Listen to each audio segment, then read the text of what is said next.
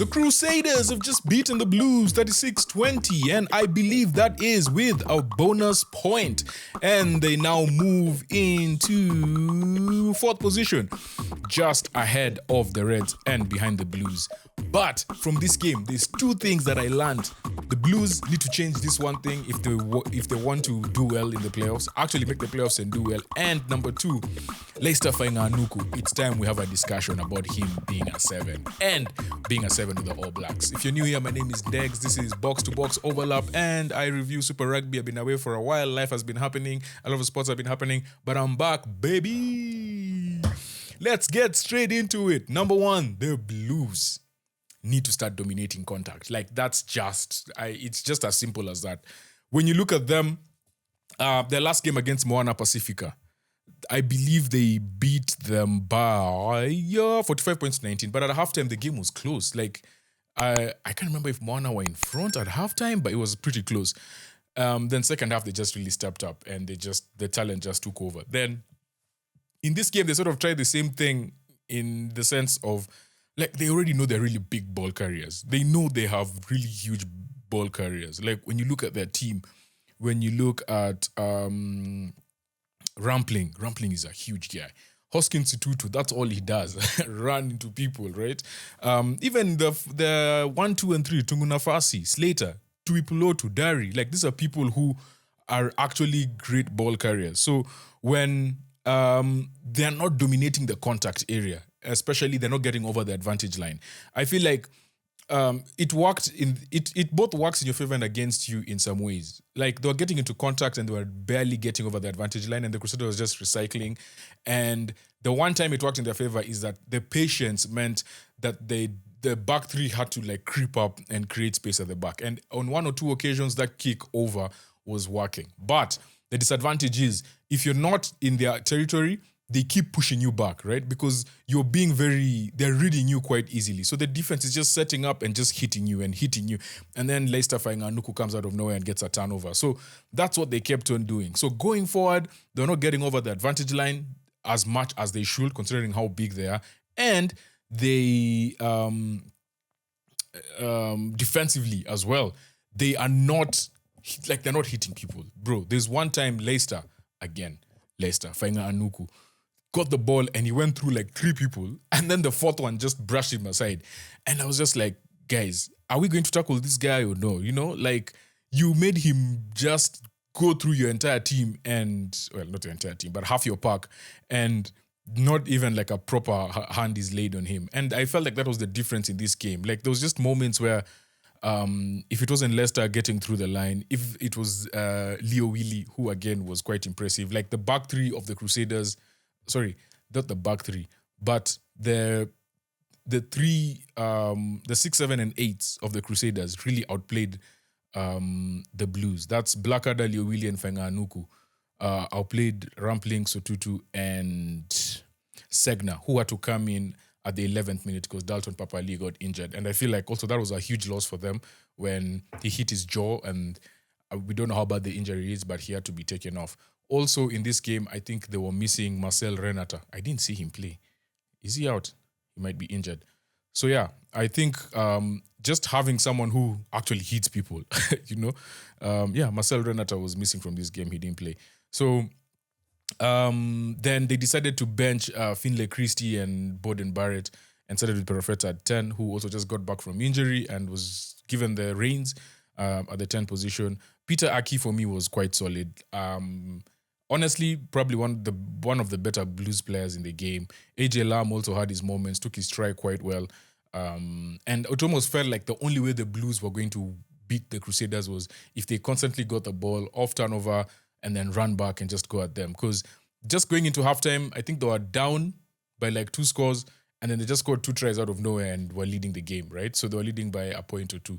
So it almost felt like that was the only way that they were going to break down this team. And AJ Lam was key in that first half, especially his try, like, again, just delaying the ball, like holding the ball in 2 hands, first of all. And as you're running, you're just delaying the pass and not running in a straight line. You know, like, you're just changing direction. And your support players are also following you. That's very important. So, Zan Sullivan, for me, didn't have a great game. Caleb Clark was okay. Banks was a bit, just a passenger, in my opinion.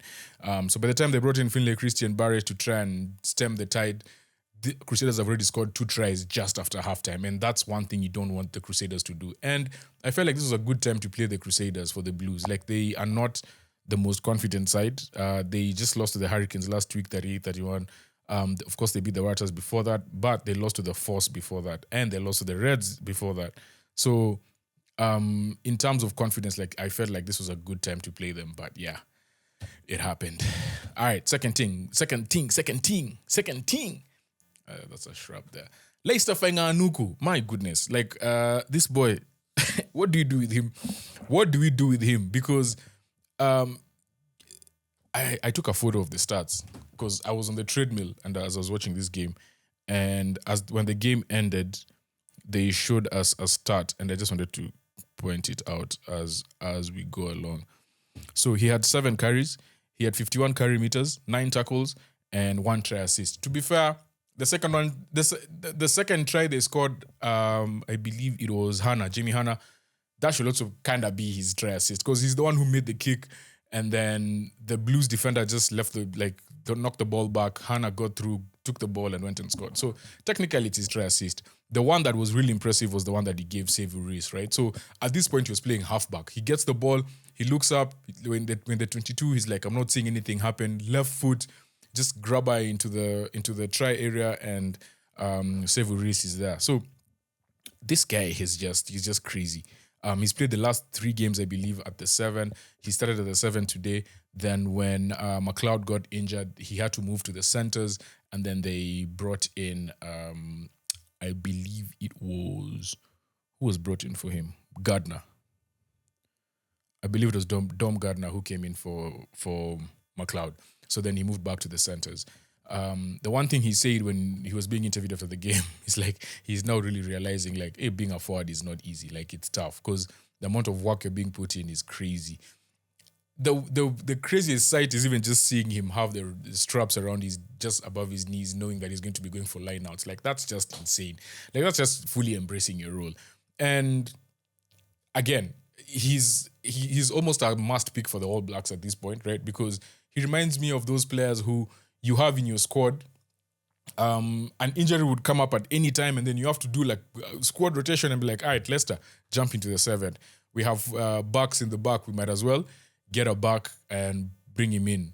Or he moves to the 7, you bring in another back rower, but now it's almost like you're playing with 4 back rowers. And not to forget, you have someone like Quinn Tupaia who's also fishing for turnovers on the line. Like, in fact, having him and Quinn might be the craziest 12-13 combo. Oh, there's also Tavatavanaui, who has an outside chance. Jody Barrett is still ahead of him, but has an outside chance to be in that All Black setup. So I think those 3 are the leading backs. I don't even know what to classify Leicester at this point, but those 3 are the leading, because they say the season as backs, right? So let's just call them backs. Are the leading backs in terms of turnovers. Tavatavanaui, Leicester Fainga'anuku, and Quinn Tupaia. So whatever happens, I feel like that's one thing, that's a feature of All Blacks play. Like, your centers can all go and get the ball during and create turnovers. And that's what he did so well. He's been doing this so well for the last few weeks. He has a try assist and a pre-try assist in this game as well. Last 2 games, he also scored. He's fronting up. He's making tackles. That's the other thing. I think he's also made tackles that have led to turnovers, which is also impressive because, you know, when you're a back who moves to the forward, sometimes you only really shine when you have the ball, right? So, but when it's time to do the hard graft, that's when you're like, yeah, this job is not easy. And the question that I had when I was starting this video is, does he then become number 7 for the All Blacks? Which I think the simple answer is just no, because there's people who've played that. Let me tell you, being a forward and doing it for your whole career, and being someone who's only done it for like 3-4 weeks, it's fun. It's fun for like 3-4 weeks, but when you have to do it for like a whole series, can you imagine playing the Springboks or Ireland for 3 straight games and you're a 7? Like, you have to be locked in, and that's all you have to do. So, he's good to have as an X factor where we can put him in here and there when we really want. But when you have to go and meet the likes of Sia Kolisi, and every collision you're just banging with Sia, and you're banging with just big, like that stuff is made for the likes of Luke Jacobson and Adi Savia. Like that's just who they are, right? So I don't think he starts as a 7 for the All Blacks, but having him in the squad, having him in the game 23, match day 23, knowing very well that, all right, cool, I'm covered in this position. I can afford to now have one flanker on, or I can afford to have 2 props, 1 forward, and 2 locks, as opposed to having a lock and a flanker, right?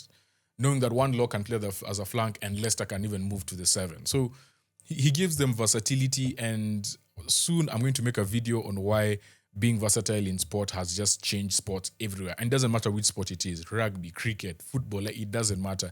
Being versatile is the way you break tactics, especially the opposition tactics against you defensively, offensively, whatever it is, because you're putting people in positions where they're not expected to be, and when they're there, they're doing things that someone who's a specialist in that position should be doing, right? So already you have a mismatch. So it's like when he plays, it's like you have 3 centers on the field, and at the same time, it's like you have 4 flankers on the field, right? So when Queen is there as well, so you're 2 flankers and Queen, or you're 2 flankers and Queen and Tavatavanawa. So yeah, man, Leicester is just balling out of his skin right now, and I'm really curious to see how he's used in the All Black setup, because he has to go.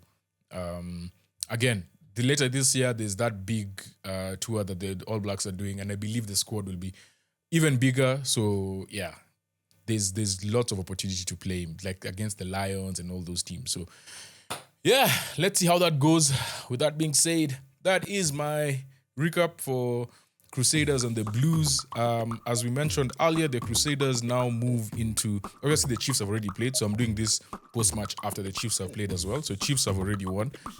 And the Crusaders are now in 4th place, behind the Blues, behind the Chiefs, behind the Hurricanes, and they're just above the Reds on 27 points. Brumbies play tomorrow, but they can't catch them, so I think they're secured for 4th place for the rest of the weekend. My name is Dex. This is Box to Box Overlap. If you're new here, like, share, subscribe, leave a comment, tell me what you think about Leicester Fainga'anuku, and if you should start for the All Blacks. Number 7. I'm trying to finish before the song goes, but the song is over. Let's go! Peace!